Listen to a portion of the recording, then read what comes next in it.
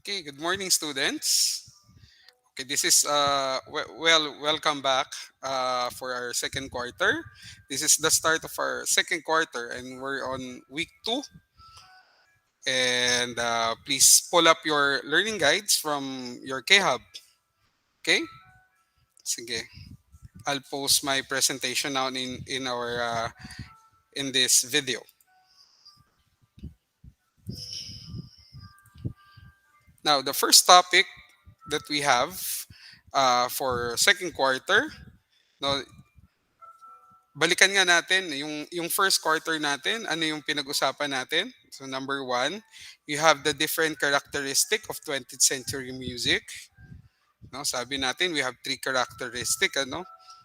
Una, tonal color, and then you have your rhythm, and then melody and harmony. So ito yung uniqueness ng 20th century music.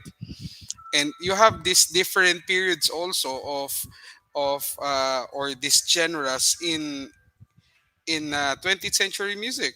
Number one, you have the Impressionism or Impressionism period. And then you have Expressionism period. And then we have Primitivism period of the 20th century.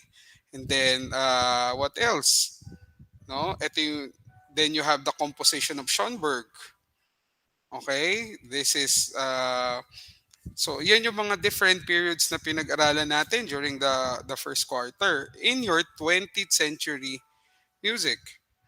Now we'll go to another one. We're starting the second quarter, and we have another period of this. Okay, sige next. And this period is known as your futurism and extended techniques. Okay, ito yung period kung saan another revision yung ginawa nila. This is now your late 20th century music. This is your late 20th century music. So ano nga ba tong futurism? Ano nga ba tong extended techniques na ginagamit? Number one, no? Music now of the late 20th century. Yung first quarter, early 20th century music. Now this is the late 20th century music. Now, since the 20th century began, many significant historical and political events have taken place, including two world wars, no? World War One and then World War Two. And with that, there were a lot of developments now being done. Anong nangyayari sa ating mundo, no? Because of in this 20th century alone. Due to these disturbances, composers took many different directions, including new forms of musical expressions. And so, following the lead given by innovative composers like Debussy, Schoenberg, and Stravinsky, some composers during the late 20th century started to write music that was even more daring and different. Ito yata yung tatak ng 20th century music eh. No, it's daring and it's different. They want to be different. No, they want to be different from baroque music, from classic music. No, ito yung tatak eh. Even the instruments that they're using now, no, during the 20th century, kakaiba na talaga. No, actually, ito yung pinaka idea of this whole learning guide eh. No, pagdating sa 20th century music, they want to be different. I don't know why, but they want to be different. Probably in the development of their ideas. Masyado matatalino eh, no? And they want this full of ideas na to be also done in music, no? Kaya namin gumawa ng different. Okay? Next. Well, actually, sabi nga, what is constant is change. And they want to change things as they were. They don't want to conform to tradition. They want to think out of the box. Yan yung main idea nitong learning guide na to. Okay. Next. So what they have this late 20th century is experimentalism. They experimented, no? How do you paano mo malalaman kung tama yung theory mo, no? or yung sorry, paano mo malalaman kung tama yung hypothesis mo? Do you experiment on it, 'di ba? Experimentalism is the exploration of previously unknown aspect of musical sound. Now, hindi ayaw lang nila na kunyari example ano, ayaw lang nila ng tunog violin. Gusto nila yung violin nila, it sounds different pa in the 20th century music. That kaya nag-isip sila ng ways para hindi siya tumunog na totoong violin, no? Yan. Many composers brought the noise of modern industry directly into the orchestra. Even the machines, no, was used in playing the orchestra. Okay? Or these machines were used to play music during this late 20th century music. Yan. So they experimented and they experimented a lot. Next. Yan ano. Tignan, look at this picture. Nakakita na ba kayo ng ganyang klase ng instrument? But they did this, no? They use this, no? As part of music. It is music that rejected traditions and introduced experimental sounds inspired by machinery and influenced several 20th century composers. Another example, di ba yung napanood natin?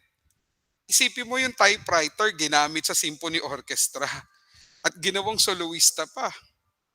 Di ba? So that's a machine. But it became part of the symphony orchestra. And it became also the soloist of the symphony orchestra. Excuse me, typewriter. Diba? That's how they use their ideas in the 20th century. Talagang it's not they experimented on it, no. What other instruments can we use to produce different sounds, no? Before the computers, pupunta ka sa mga offices, ang ingay-ingay ng mga typewriters, tak tak tak tak tak tak tak tak tak tak tak tak tak tak tak. But this noise was used in a composition, in a music composition. Biro mo, the whole symphony orchestra, sorry, the whole symphony orchestra was playing and the soloist was a typewriter. 'Di ba? Ganon ka open-minded yung mga composers during this 20th century music. They don't want to conform to anything. 'Di ba? Anong rules of music? They did not use the rules of music. C major scale, D major scale. Kaya nga gumawa si Schoenberg ng sarili niyang scale eh. The chromatic scale where they use the 12 tone scales, 12 tone pitch, 'di ba? Yun nga. Hindi lang niya ginawa, may variation pa. Hirap na hirap nga tayo ng kaso solve noon eh. Okay? So yan, no? Another, what are the characteristic now of this futurism? Number one, it rejects forms of Western classical music and imitates or is inspired by machines. So yan yung characteristic ng futurism na period. Okay, I'll give you an example, no? Look at this picture, no?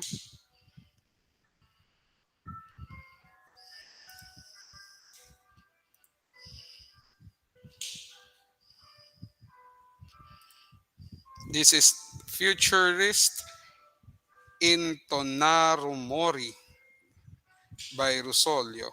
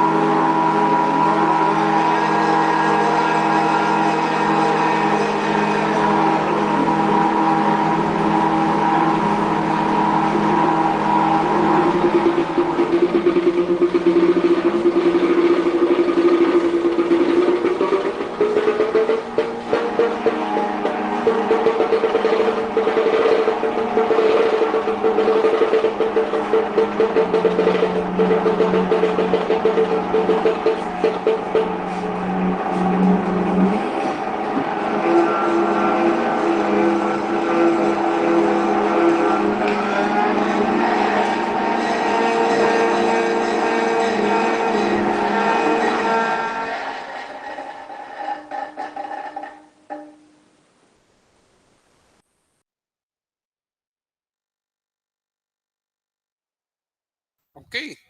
So look at that machine, ano? So those machines were parang may collaboration of these different machines, pinagsasabay-sabay nila and nabuo yung different kinds of sound. Hmm?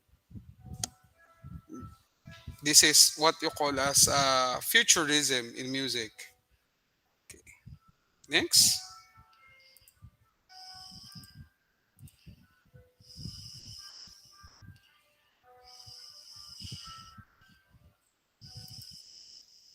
Now, instrumental extended techniques. Sabi nga natin kanina, no, do sa futurism, they're finding ways kung paano tumunog yung instrument nila nang hindi ganun yung tunog. Yung piano, maging hindi tunog piano. Okay? But that's clever. That's clever, no? Para may ibang sound pa na pwedeng lumabas dun sa instrument nila. Okay? And they experimented on it.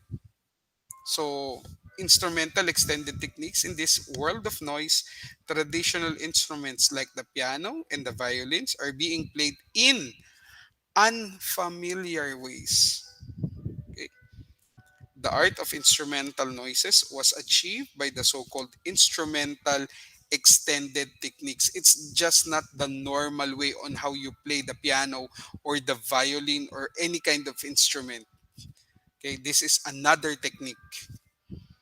This require the performer to use an instrument in a manner outside of traditionally established norms. Pag tumunog yung violin, no, we have the bow, you're bowing the violin and then yung fingers mo dito para i-press para tumunog. Dito ang ginawa niya sa extended techniques, anong ginawa? Yung pagbobow mo sa violin, kinakatok niya, no? Pinapalo niya yung violin to what? To produce another kind of sound. Para kang kumakatok sa kahoy. Kasi kahoy yung violin eh.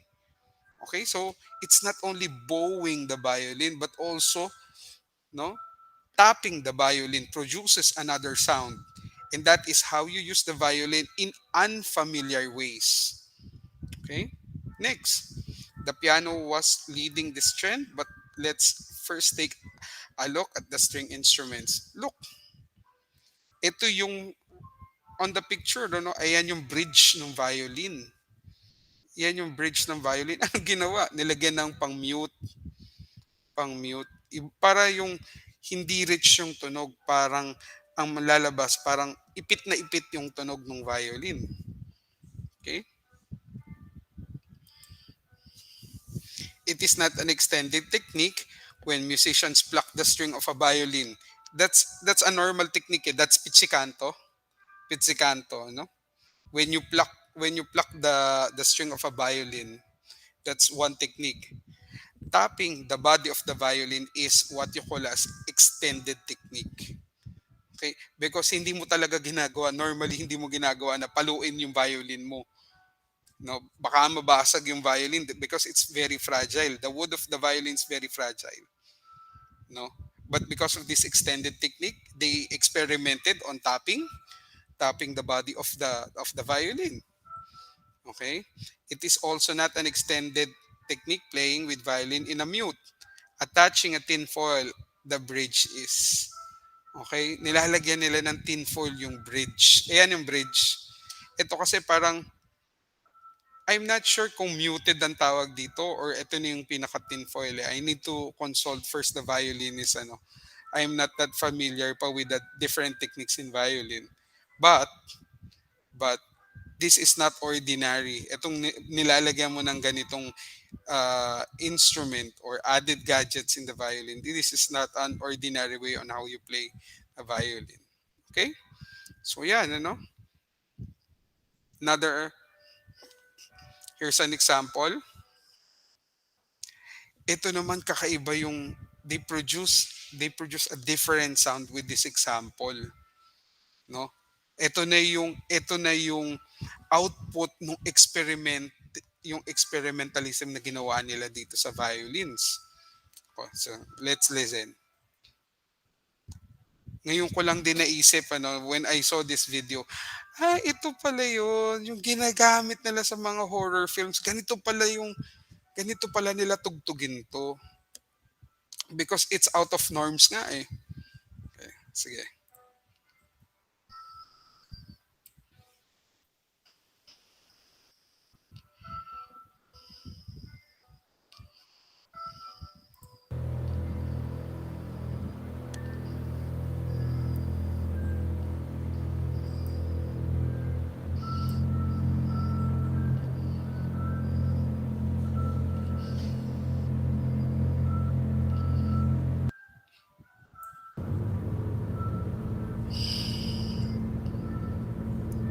The title is Polymorphia, and na instrument in 48 instruments, string instruments.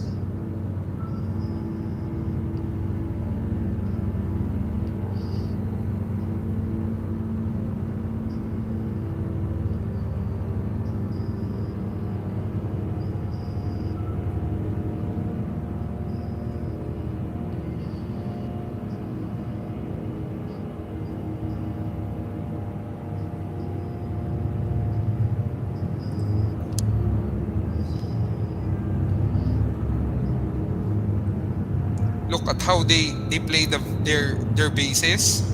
Hinahagod nila yung string, no? Hindi ano yun, ano, hindi normal yun, no? That's not that's not how you play the bass in an orchestra. So listen to the sound. Pag hinahagod mo yung tunog, yung instrument.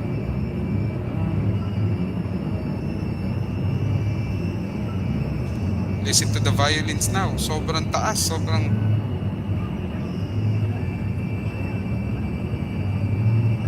tingnan mo paano nila patunogin yung violin.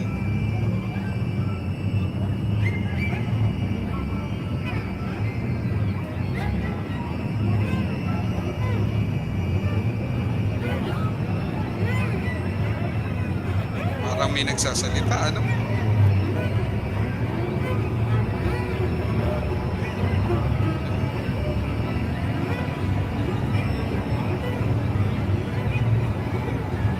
That's not a normal way on how you play the violin.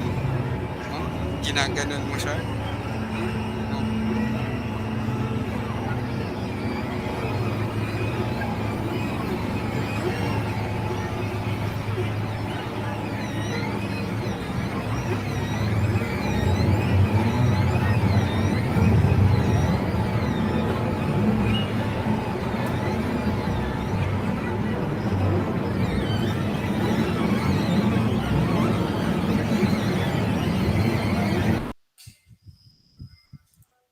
Okay.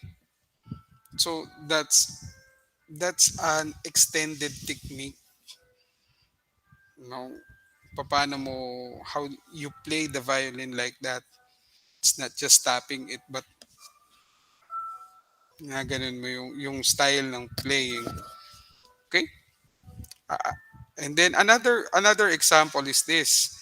Now, I just found out this in Facebook. I just saw this in Facebook. Look at this instrument. Kaiba yung instrument, eh. Look at this. This is a new kind of instrument now.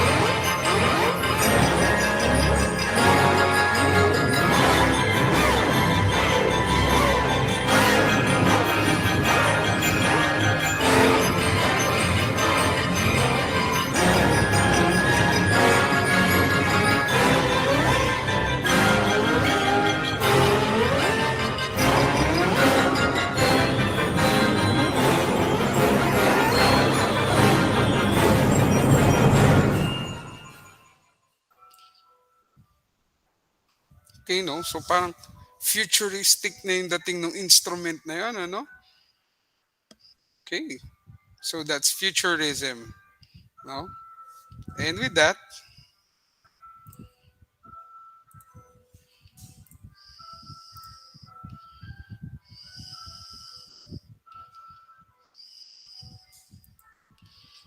yun, no? So that's the end of my presentation for today, for my sixth session. Do you have any questions? Okay. Kung walang question, okay, let's call it a day. I hope you learned something from for music today. If you have questions naman, you may email me and I'll be glad to answer your emails. Okay? Sige. There we have a webinar para sa yung fest natin and I'm one of the speakers and I hope you watch our presentation of Sir JM Alvarez, one of my co-teachers also in the PEM unit. And that will serve as your formative assessment for the second quarter, no? You'll be doing a reaction paper. Okay, all of the instructions for this is on your K-Hub. I'll be posting it there. Okay? Sige. Thank you for attending my sync class. I hope you learned something.